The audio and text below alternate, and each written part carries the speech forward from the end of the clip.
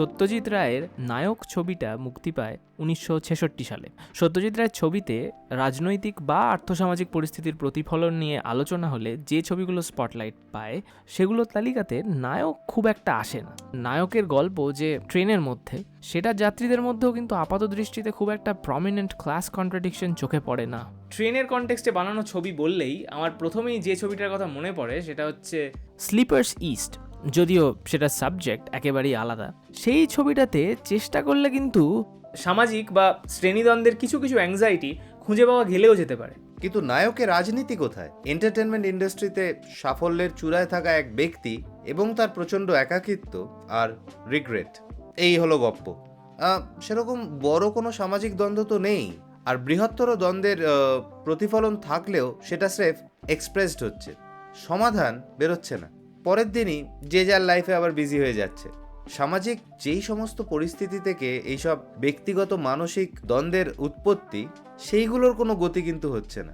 এবার অনেকেই এটাও মনে করেন যে ওই সিনেমায় একেবারে মানছি না মানব না এই ধরনের ডায়ালগ না জুড়ে দিলে রাজনৈতিক পরিস্থিতির প্রতিফলন নাকি ঘটানো যায় না। এই কথাটা ঠিক মানতে পারছি না।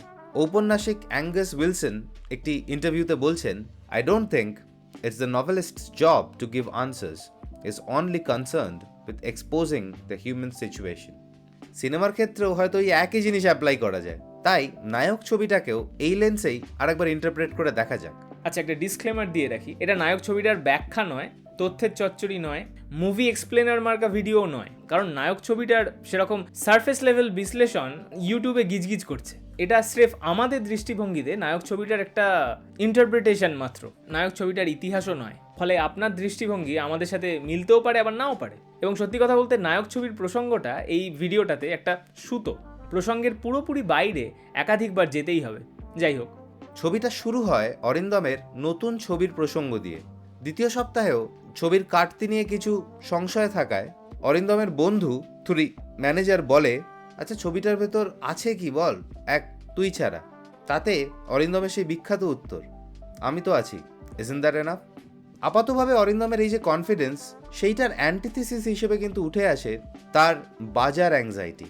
বারবার মানে এই বুঝি বাজার মার খেলো, মানে কাজ ভালো হলেও যে ছবি মার খেতে পারে, এটা একটা ইমপ্লিসিট অ্যাকনলেজমেন্ট যে সাফল্য ব্যাপারটা ঠিক নিজের হাতে নেই, একটা জেনারেল ট্রেন্ডের হাতে। অরিন্দমের ছবির চরিত্র যেখানে টমাস কার্লাইল বর্ণিত গ্রেট ম্যান আর্কিটাইপের প্রতিনিধি, অর্থাৎ যে তত্ত্ব অনুযায়ী ব্যক্তি পিওরলি নিজের ট্যালেন্ট দিয়ে পৃথিবী পাল্টে দেয়, বিপ্লব করে ফেলে, বা অরিন্দমের ক্ষেত্রে স্টার হয়ে ওঠে। অদিতি যখন অরিন্দমকে খোঁচা দিয়ে বলে নায়ক হলেই দেবতুল্য লোক হওয়া উচিত নয়, তখন এইটা ধরে নেওয়াই যায় যে ওইটাই অরিন্দমের পাবলিক ইমেজ। অরিন্দমের পেশার ক্ষেত্রে বা ব্যক্তিগত জীবনে ব্যক্তির এজেন্সি গুরুত্বপূর্ণ, কিন্তু শেষ কথা নয়। মার্কেটের ইনভিজিবল হ্যান্ড তার সাফল্যকে নিয়ন্ত্রণ করছে। একাধিক সংলাপে বুঝতে পারছি যে অরিন্দম নিজের কাজের ব্যাপারে কনফিডেন্ট, কিন্তু ওভারঅল আত্মবিশ্বাসের একটা অভাব দেখা যাচ্ছে, কারণ সে তার বাজার নিয়ে সাংঘাতিক রকম চিন্তিত। কারণ সে তার নিজের অতীত, বন্ধুবান্ধব বা সম্পর্কগুলো, নিজের শ্রম অবভিয়াসলি, এবং নিজের সামগ্রিক পারিপার্শ্বিক থেকে পুরোপুরি এলিয়েনেটেড, বিচ্ছিন্ন। এই কারণেই অরিন্দম এত একা। সমাজবিদ এরিক ফ্রমের লেখা থেকে ধার করে বলি, অরিন্দম নিজেকে একটা পণ্য হিসেবেই দেখছে। মানে তার ভ্যালিউ নির্ধারণ করছে তার ওই তথাকথিত সাফল্য বা সেলেবিলিটি। সে বুঝতে পারছে যে তার ব্যক্তিত্ব বা স্কিল, তার মানবিক গুণগুলোর কোনো গুরুত্ব নেই যদি না সেগুলো বেচার যোগ্য হয়। অর্থাৎ আর্টিস্ট হয়তো বড় লোক, কিন্তু ক্যাপিটালিস্ট নয়, কারণ তার শ্রম থেকে সে এলিয়েনেটেড। এবং মার্কেট হুইমের হাতে সে পুতুল, উৎপাদন ব্যবস্থার চেইনগুলোর হাতে সে পুতুল, আগের সব মৃত প্রজন্মগুলোর আচার আচরণের হাতে সে পুতুল। কিন্তু মানুষ যদি তার পারিপার্শ্বিকের হাতে স্রেফ একটা পুতুল হতো, তাহলে কি আদৌ মানব সভ্যতায় কোনো রকম পরিবর্তন কোনোদিন আসতো? অরিন্দমের এই যে বাজার গেল অ্যাংজাইটি, এটা কি এক ধরনের ডুমারিজম, এক ধরনের নৈরাশ্যবাদী অ্যাটিটিউড নয়? তার সেলফ এস্টিমের এই অবস্থাটা আবারও এরিক ফ্রমের ভাষায় শেকি, কারণ সেটা নির্ভর করছে বিক্রয়যোগ্যতার ওপর, যাতে অন্য লোকে তাকে ওয়ান্ডারফুল ম্যান হিসেবে দেখে। আর এটা সে নিজে উপলব্ধি করে বলেই মদ খেয়ে স্বীকারোক্তি করার পর সে অদিতিকে জিজ্ঞেস করে, দেখলেন তো আপনার দেবতুল্য নায়ক, এটাই তো ফ্রমের ভাষায় ওয়ান্ডারফুল ম্যান, তাই না? অরিন্দম অবশ্য তার এই একাকিত্ব বা রিগ্রেটকে একটা ব্যক্তিগত নৈতিক মাপকাঠি দিয়ে বিচার করছে। তার কাজ এবং অর্থনৈতিক অবস্থাকে কোনো একটা শ্রেণীদ্বন্দ্বের, পরিবর্তনশীল শ্রেণীদ্বন্দ্বের জটিল ইকুয়েশন হিসেবে দেখছে না, ফলে সে কোনো সলিউশনও খুঁজে পাচ্ছে না। অরিন্দম আর অদিতির প্রথম কথোপকথনে আসছে, অরিন্দম, বাংলা ছবি দেখার বদভ্যাস নেই বোধহয়। অদিতি, কমই দেখি, খুব খারাপ লাগে তো, বাস্তবতার একটু অভাব। কিন্তু কেন? অরিন্দমের জয় পরাজয় ছবিতে তার চরিত্রটি টেনিস চ্যাম্পিয়ন, সাঁতার চ্যাম্পিয়ন, নাচ জানে, গান জানে, প্রগতিশীল, এমএতে ফার্স্ট ক্লাস, দারুণ প্রেমিক। এক লোকের এত গুণ ভাবতে কষ্ট হচ্ছে খুবই, যদিও টক্স অ্যান্ড ডক্সের ক্ষেত্রে ব্যাপারটা একটু আলাদা। মোট কথা, এক লোকের যে এত গুণ কল্পনা করতে সত্যিই খুব কষ্ট হচ্ছে। কিন্তু কেন কষ্ট হচ্ছে? কেন অবাস্তব লাগছে? অরিন্দমের সেই বন্ধু মানে ম্যানেজার যখন বলছে মার্কস আর ফ্রয়েডের যুগ ভাই, তাহলে সেই মার্কস ঠিক কি বলছেন এই বিষয়ে? বিচ্ছিন্ন শ্রমের একটা মানবিক অল্টারনেটিভ তখনই সম্ভব যদি কাজ মানে ওয়ার্ক শেষ অবধি ব্যক্তিকে স্বাধীনভাবে নিজের শারীরিক এবং মানসিক শক্তির বিকাশে সাহায্য করে। যেটা না হলে কোনো ব্যক্তি নিজের বহুমুখী ক্ষমতার টোটালিটিটা অ্যাচিভ করতে পারবে না। অরিন্দমের চরিত্রগুলোর এই যে বহুমুখী প্রতিভা, যেটা আবার মার্কসের ভাষায় the means of cultivating his gifts in all directions, এই ব্যাপারটা আধুনিক সমাজে জিনিয়াসরা পারে, মানে কিছু লোক পারে, আরও অনেকেই হয়তো পারত যদি পারিপার্শ্বিকের সাহায্য পেত, যদি না পেট চালাতে চালাতেই নিজের বাকি সব ট্যালেন্ট বিসর্জন দিতে হতো। মার্কসের যে লেখা দুটো থেকে উদ্ধৃতি তুললাম, দুটোই প্রথম পর্যায়ের লেখা। সেগুলোর ধারাবাহিকতা তার পরের লেখাগুলোতে আছে কিনা সেটা নিয়ে তো বিস্তর বিতর্ক হয়, সেই প্রসঙ্গে আপাতত ঢুকছি না। কিন্তু তার পরের দিকের লেখায় আংশিক এবং পূর্ণতাপ্রাপ্ত ইন্ডিভিজুয়ালের ধারণা পাচ্ছি। The partially developed individual, who is merely the bearer of one specialized social function, must be replaced by the fully developed individual, fit for a variety of labors, ready to face any change in production, for whom the different social functions he performs are only so many modes of giving free scope to his own natural and adequate powers. এটা কিন্তু খুব বিশাল কোনো radical চিন্তা নয়। Bourgeois বিপ্লব তো নিশ্চিতভাবেই সমাজকে আধুনিকতার দিকে এগিয়ে দিয়েছে। এটা যারা মানতে চান না তারা হয়তো প্রগতির চাকাকে উল্টো দিকে ঘোরাতে চান, কিন্তু এই আধুনিকতাকে এগিয়ে নিয়ে যেতে পারলে তবেই মানুষের পূর্ণ বিকাশ সম্ভব। যেটার ব্যাখ্যায় আর্নস্ট ফিশার বলছেন, the dream of a whole man. সমাজ এখনো অব্দি এই হোল ম্যানের স্বপ্ন দেখতে পেরেছে, কিন্তু সেটা হয়ে ওঠার কন্ডিশনস সবার জন্য তৈরি করতে পারেনি। অরিন্দম তার ছবির চরিত্রে একজন হোল ম্যান, কিন্তু বাস্তবে নয়, এবং এটা তার ব্যক্তিগত লিমিটেশনও নয়, তার যুগের লিমিটেশন। আর সিনেমার চরিত্রে এই গ্লোরিফাইড গ্রেট ম্যানদের জয় জয়কার, কারণ হোল ম্যান হয়ে ওঠার একটা আকাঙ্ক্ষা আমাদের রয়েছে, স্রেফ বাস্তবতা নেই।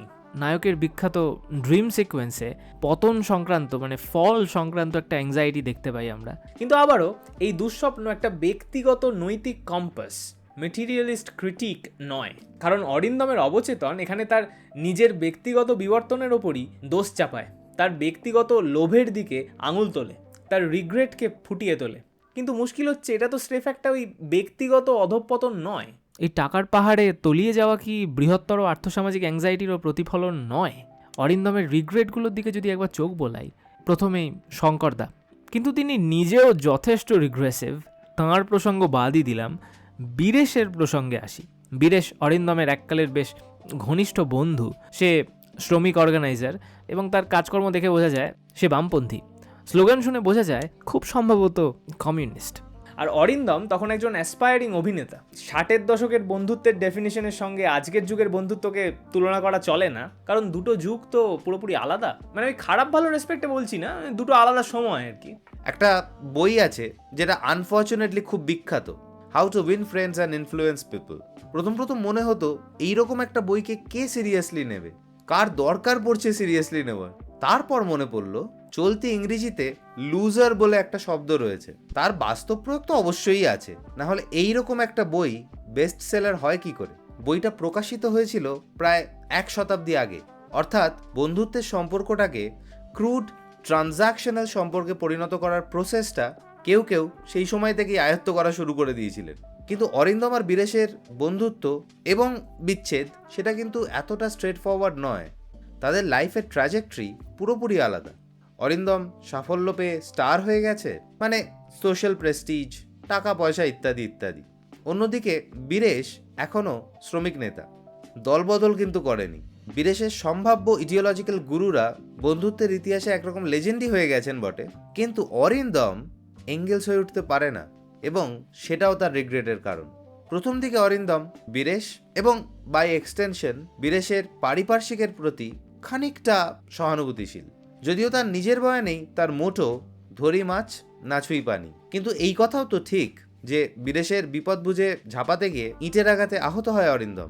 তাহলে ওই বছর 5 পর বীরেশ যখন অরিন্দমের কাছে আসে শ্রমিক আন্দোলনে অরিন্দমের সমর্থন পাওয়ার একটা ইমপ্লিসিট আর্জি নিয়ে, এবং সেটা যখন অরিন্দম রিজেক্ট করে, এতে অরিন্দমের রিগ্রেট হওয়ারই বা কি আছে? বীরেশ নিজেও কি অরিন্দমের স্টার ইমেজটা ব্যবহার করতে চাইছিল না? অরিন্দমের থেকে সুযোগ কি বীরেশ নিচ্ছিল না? তাকে হিন্ট না দিয়েই দুম করে শ্রমিকদের মধ্যে নিয়ে যেতে কি চাইছিল না? আমাদের মতে এর উত্তর না। সংলাপগুলো খেয়াল করুন। বীরেশ জিজ্ঞেস করে, গাড়ি করেছিস না?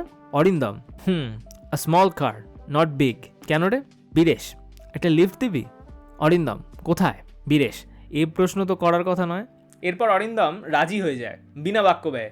কিন্তু এখানে তো মনে হচ্ছে বীরেশ এক্সপেক্ট করছে যে অরিন্দম বুঝবে যে বীরেশ কোথায় যেতে চাইছে। শ্রমিকদের জমায়েতে। এদিকে পাল্টে যাওয়া অরিন্দম যে সেই হিন্টটা একেবারে ধরতেই পারবে না। মানে অরিন্দম যে আদতে এতটা পাল্টে গেছে সেটা হয়তো বীরেশ নিজেও বুঝতে পারেনি। তার উপর অতজন শ্রমিক স্ট্রাইক করেছে। তাদের স্বার্থে সে যদি তার এককালের ঘনিষ্ঠ বন্ধুর থেকে খানিকটা সুযোগ নেয়, তাতে কি খুব গুরুতর কোনো অপরাধ হয়ে যাচ্ছে?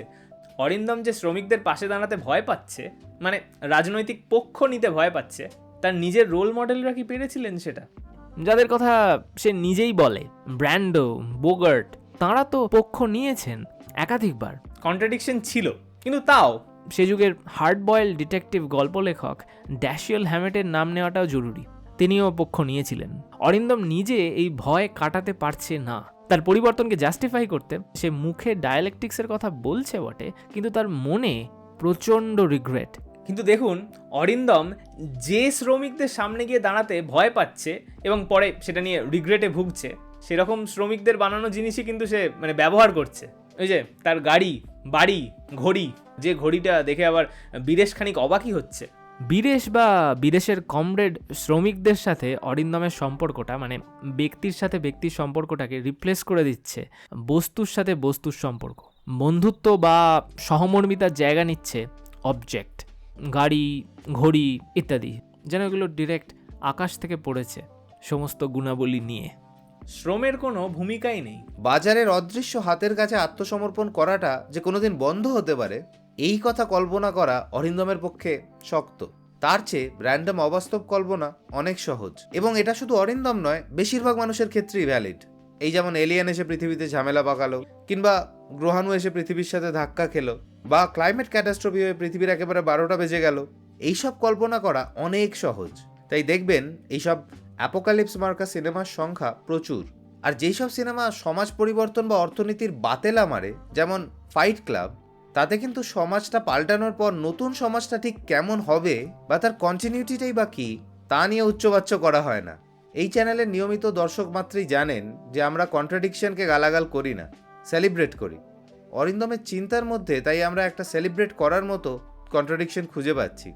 একদিকে অরিন্দম তার ক্যারিয়ারের চাপে প্যাসিভলি পাল্টে যেতে বাধ্য হয়েছে, তার শ্রেণী চরিত্রের আবরণটাও পাল্টে গেছে, বন্ধুরা দূরে সরে গেছে, অতীত তার ঘাড়ে চেপে বসেছে ভূতের মতো। অন্যদিকে এই সব নিয়েই তার চূড়ান্ত রিগ্রেট, সে একাকিত্বকে শেষ পর্যন্ত সেলিব্রেট করতে পারছে না। এর ঠিক বিপরীত মেরুতে দাঁড়িয়ে সীমাবদ্ধ ছবির প্রোটাগনিস্ট শ্যামলেন্দু। সে একেবারে শেষ দিকে গিয়ে খানিক অনুশোচনায় ভোগে বটে, কিন্তু পরিষ্কার বোঝা যায় এই রিগ্রেটের কোনো মেটেরিয়াল ভ্যালিউ নেই। তার রিগ্রেট দুদিন পর মিটে যাবে। তার সাফল্য এসেছে বেশ কিছু লোকের ক্ষতির বিনিময়ে, অ্যাকচুয়াল মেটেরিয়াল ক্ষতি, মানে ওই বন্ধুত্ব শেষ হয়ে গেছে মার্কা ক্ষতি নয়, সত্যিকারের ক্ষতি। এই পথ খুঁজে নেওয়ার ক্ষেত্রে সীমাবদ্ধের শ্যামলেন্দু রুথলেস এবং ইন্টেনশনাল, যেটা আবার অরিন্দম নয়। দুটো ছবিতেই যার নৈতিক লেন্স দিয়ে আমরা প্রোটাগনিস্টকে দেখছি, মানে নায়কে অদিতি আর সীমাবদ্ধতে টুটুল, সেই লেন্সে শ্যামলেন্দু মরালি জাজড হচ্ছে, স্পষ্ট বোঝা যায়। কিন্তু অরিন্দম জাজড হচ্ছে না, কারণ অরিন্দম কন্ট্রাডিকশনে ভরা একজন মানুষ। শ্যামলেন্দু এমন একজন লেবার অ্যারিস্টোক্র্যাট যে ওপরে উঠতে উঠতে ক্লান্ত হয়ে যায়। কারণ অরণ্যের দিনরাত্রির যত উঠব তত নামব সংলাপটা তার ক্ষেত্রে সত্যি। গ্রিক পুরাণে ইকারাস যেমন উড়তে উড়তে সূর্যের কাছাকাছি চলে যায়, তার ডানার মোম গলে যায় এবং সে আলটিমেটলি সমুদ্রে পড়ে যায়, সেই ফল বা পড়ে যাওয়ার অ্যাংজাইটি কিন্তু শ্যামলেন্দু আর অরিন্দম দুজনের ক্ষেত্রেই রয়েছে। অরিন্দমের কাছে এটা পিওরলি একটা দ্বন্দ্ব আর ভয়, শ্যামলেন্দুর ক্ষেত্রে এটা অলরেডি বাস্তব। এরপরেও একটা প্রশ্ন থেকে যায়, এই অধঃপতন কি স্রেফ একটা ব্যক্তিগত নৈতিক অধঃপতন, নাকি একটা বৃহত্তর অর্থনৈতিক পরিস্থিতিতে সামাজিক বা শ্রেণীগত অধঃপতন? যাই হোক, আমাদের অভ্যেস মতোই প্রসঙ্গ থেকে একেবারে বেরিয়ে গেছি। মৃণাল সেন এবং তার সমকালীন দ্বন্দ্বগুলোকে নিয়ে, মানে কয়েকটা দ্বন্দ্বকে নিয়ে আর কি, আমরা একটা ভিডিও করেছিলাম, সময় পেলে একবার দেখে নিতে পারেন। আপাতত এই ভিডিওটা এই পর্যন্তই। ভিডিওটা ভালো লেগে থাকলে লাইক বাটনে একবার প্রেস করবেন, আর ভালো না লেগে থাকলে ডিসলাইক বাটনে দুবার প্রেস করবেন, আর ইচ্ছে হলে সাবস্ক্রাইব করে দেখতে পারেন, মানে যদি না করে থাকেন। পরের ভিডিওয়ে দেখা হচ্ছে।